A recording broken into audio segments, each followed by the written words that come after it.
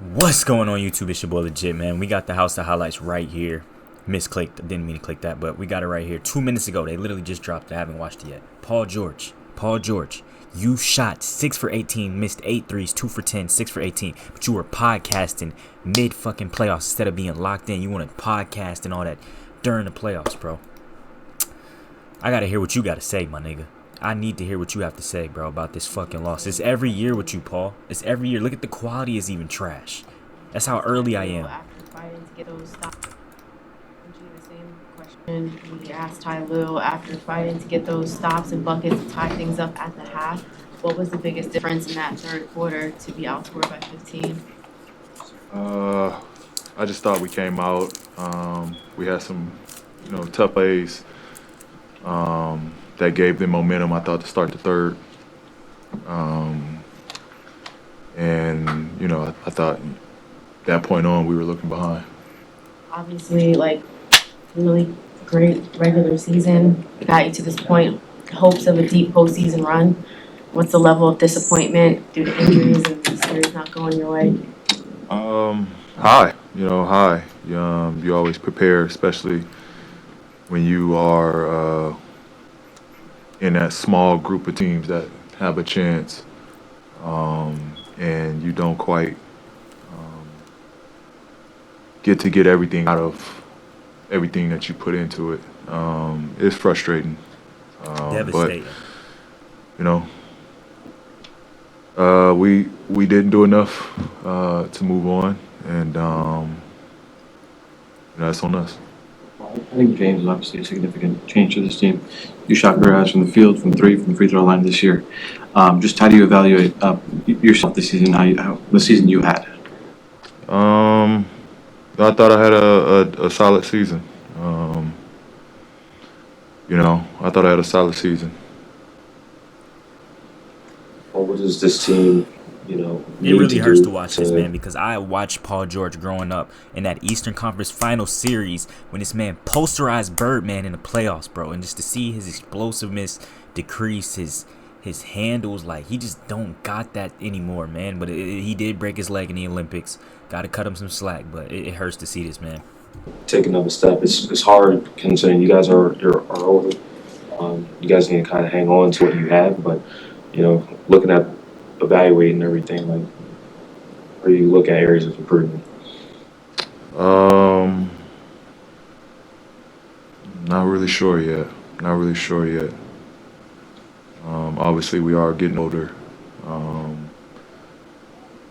so still relying on our young talent, I think, is first and foremost. But from a big picture, not really sure yet. Oh, when you talk to Kawhi, how disappointed has he been and frustrated has he been not being able to be there for you guys? I can't answer that and honestly give you the conversation between that. But the times he was around, he was, very frustrated. You could see it on him. He wanted to be out there. He wanted to be with us. Damn, bro. But like we said, it was more staff keeping him back, noticing that he wasn't himself, to protect him. So he was ready to lace it up and get whatever he could. So I know it was frustrating for him not to be able to, That's be why out there. I respect him. He played through the palsy with his eyes. My fault for smacking the mic. The eyes and then his leg. He played through it, man. With us. Do you feel like you guys have tried everything? I mean, there's been load managing in the past, and this season you guys were like, hey, we're going to take it more seriously, and we're going to play every game in condition, and you guys did that until you guys got hurt, and it's kind of like the same result. You guys just can't stay healthy in the postseason. Does it feel like you guys have tried everything? Yeah.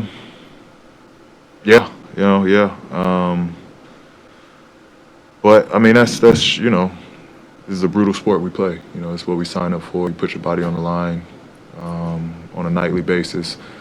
I think that's what people don't quite understand. It takes a lot to go through a whole season and go through a whole season healthy, and then play the toughest part of the season at the end of all of that. It's not easy, and so it's taxing. It's taxing mentally. It's taxing physically. and the result of that sometimes, it's a lot of stress on the body. What was the biggest difference in Kyrie's game that you saw tonight? Only had 2 points at the half, 15 in the third, and 15 in the fourth. God But damn. was it hard running him off that 3-point line? What was the biggest difference in your eyes? Like, how much did Kyrie have? Kai is Kai. Kai is Kai. I thought 30. he just got extra aggressive. Wait, if he had And two in the first half and then 15, that's 32. I think she meant maybe like 14, 16, right? I don't even know. I'm sure. they played faster. I thought they got out in transition. Really, I think it was a turnover we had, and he got a layup in transition, and I think that point turned for him, Turn the momentum. where he saw the ball go in, and he started getting more aggressive and more aggressive. And I think another possession we had a turnover or a missed shot, and he had a walk-up three. And you give someone like Kai those looks, that basket gets bigger and bigger. And I thought that was really all he needed to see. Everything else was a playground for him. Sure. How important or how big is continuity? I mean, now that you guys have James, it's still year one with him. How important is it carrying that over into next year and trying to build off this year, even though you guys fell short, building on that into next year? Yeah, continuity is everything. I honestly don't think if they run it back again, man, I don't even know at this point. Like, I'm getting sick and tired of seeing these dudes get hype in the regular season and then fold in the playoffs, bro. It might be time. As much as I love Kawhi, bro, it might be time for him to retire, man. I don't even know how he signed up for Team USA. This nigga can't even play in the postseason. You look at the teams that are still standing. They've been together for quite a few years, That's so cap. continuity That's has cap. always. That is cap. That is elite cap, because Luka just got Kyrie, PJ, Derrick Jones, Lively, not even a year ago. Well, maybe this year, maybe a year.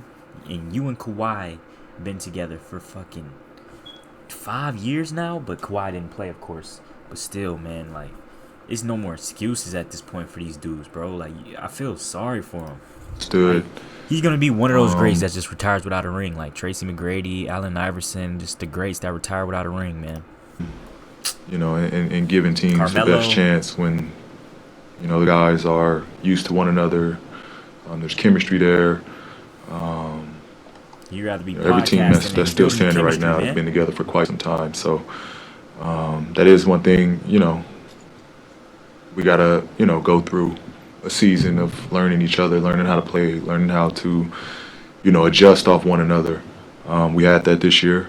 And so only thing to look forward to is, the next year to come, how well we can all put that back together.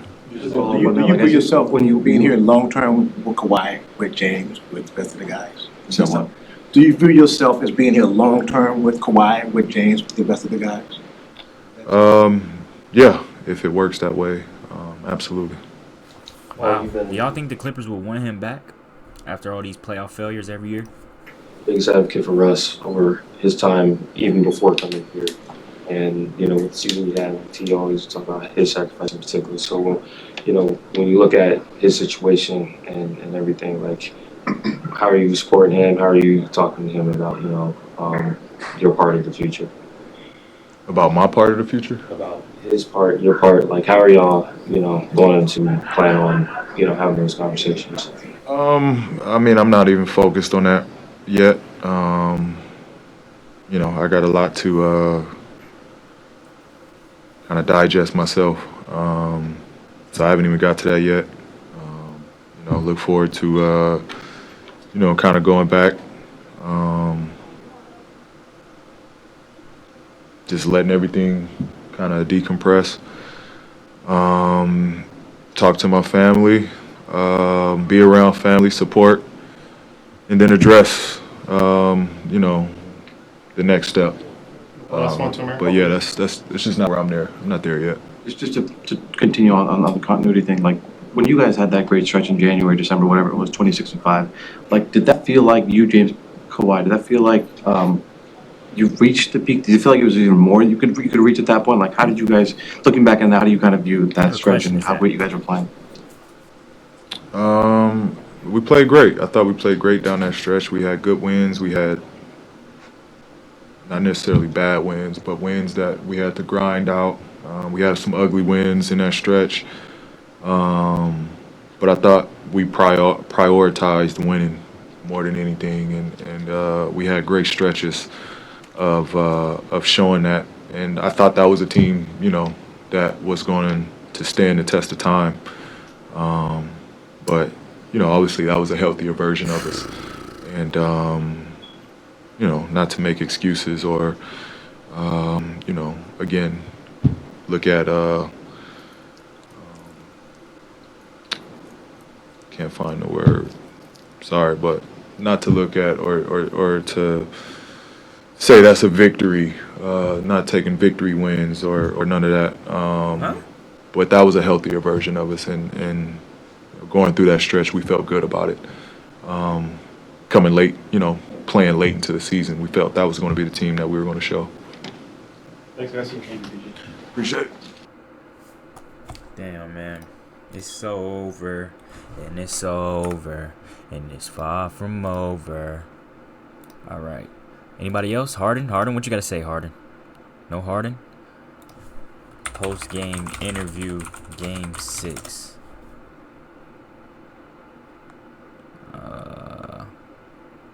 Clipper. Damn, bro. Tyronn Lue, man. What you got to say, brother? Tyronn Lue, man. Tyronn Lue. What do you got to say, brother? Another year choking. The entire season. Somebody in the comments said Darvin Lue. Games, getting rest to go to, taking a load off the bench, dealing with Kawhi's injuries up and down. How would you view this in light of the season's over now? I just view it as a great opportunity. Acquiring James, getting James here, a guy that can pass the basketball, make it easier for our other guys. So PG and Kawhi don't have to do all the lifting offensively. So acquiring James, like I said, it took a little time to figure it out and how we wanted to play, rotations, getting guys in the right spots. And once we figured that out, like we had a really great stretch, going 26-5. After that, we had some injuries, guys, in and out, minute restrictions, stuff like that. Yeah. Kind of killed our flow. But then I thought, towards the end of the season, we got that back. And, it's always the what if, and so I give our guys credit, like I said, for just sticking with it through all the ups and downs and all the negative scrutiny and all the things that they went through this season. But to come back and do what we did and like I said, finish fourth in the West in a tough Western Conference, and having to go into a series again, shorthanded. And so I give our guys a lot of credit, for the scrap and I just give, like I said, the Clippers opportunity for me having an opportunity to have these guys and work with them every day, and they put the work in. And we got better, and so, tip your hats off to Dallas. They played a hell of a series. J-Kid and Duds and, Sweeney, they had these guys prepared. Like, they had a game plan, Facts. a really good game plan. They stuck to it. They executed it. And like I said, J-Kid did a hell of a job, and so when you come into a hostile environment like this, you can't give up 18 offensive rebounds. You got to secure those balls and hit bodies, in which we talked about coming into this. Zubac is trash. I've been saying this for the longest. You can go look at my old Clippers reactions. I've been saying for the longest, Zubac is trash. No footwork, no effort. Just a tall bum. Don't rebound. Gafford was dogging him. Lively was dogging him. Rookie Lively was dogging him. Series. And then I just thought, in that first half, I thought Zoo was dead, after he had to play 22 minutes in the first half just to kind of get back in the game. We were down 13, and PG and James as well playing 22 minutes.